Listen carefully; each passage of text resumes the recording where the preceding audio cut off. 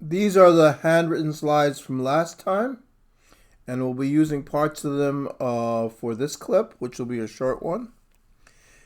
First, Pauling electronegativities are based on thermochemistry.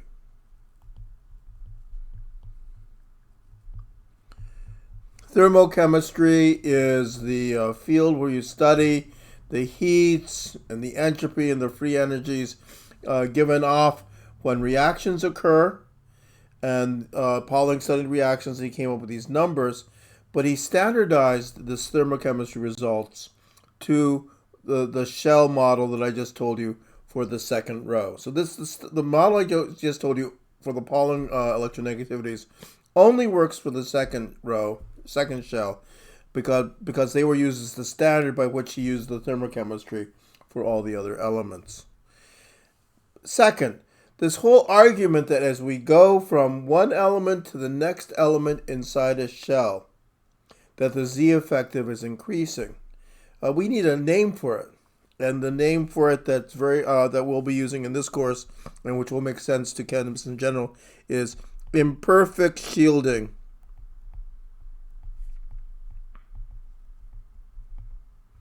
Caused by valence electrons.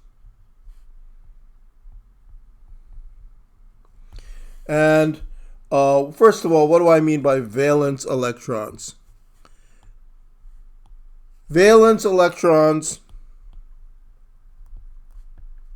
are electrons in the element's outermost shell. So, for fluorine, for example, fluorine is 1s2, 2s2, 2p5. The valence electrons are these because they are the last electrons are in the second shell. So that's what valence electrons mean. Imperfect shielding is the idea that we have here, which was in this purple sentence here. Here I'll put it in.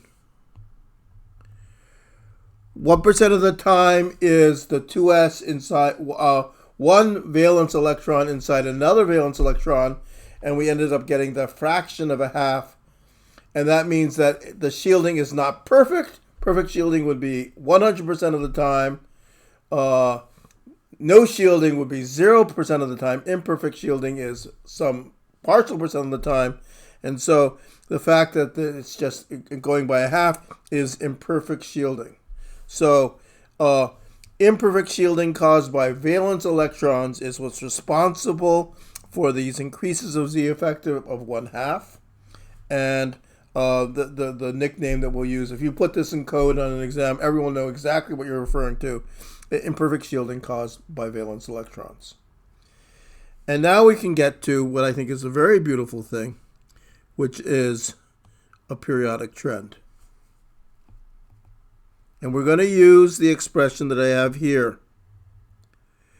R is equal to A0 n squared over Z effective. And so here's my periodic table.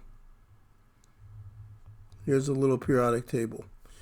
And as I go, each row of the periodic table, each row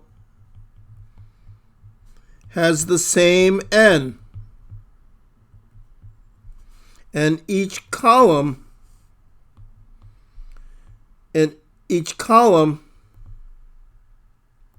compares different ends.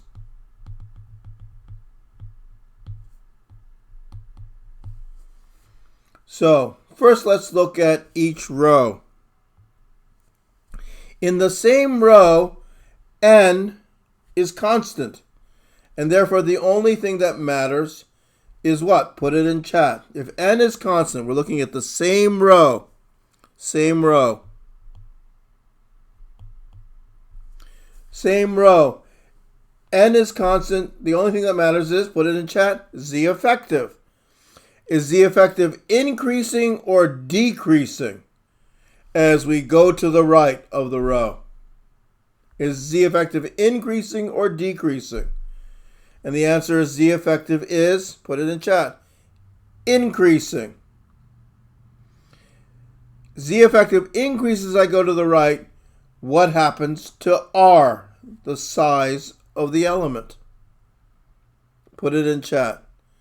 As Z effective increases, what happens to R? Put it in chat. And they are indirectly proportional. So as Z effective increases, R decreases. And we end up with the rule R gets smaller.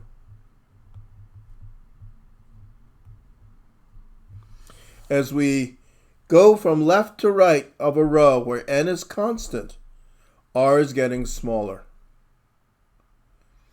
And we can also look inside a single column.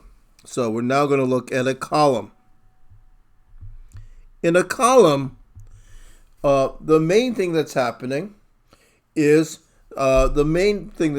will not be the change in Z effective. In a column, their Z effectives are somewhat similar. What's really going on is the change in n. So in a column, n is getting bigger as I go lower in the series.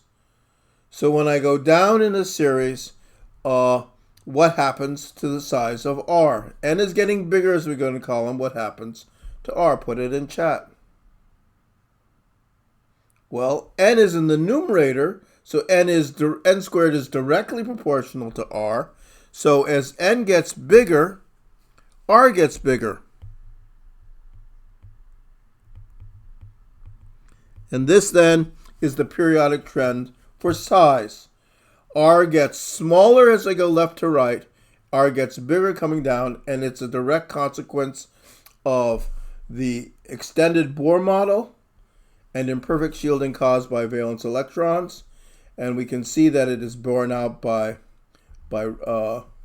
actual data. These are the sizes of the elements, and you can see that it is exactly as we said. The R decreases as I go left to right. This is in picometers, and R increases as I go down.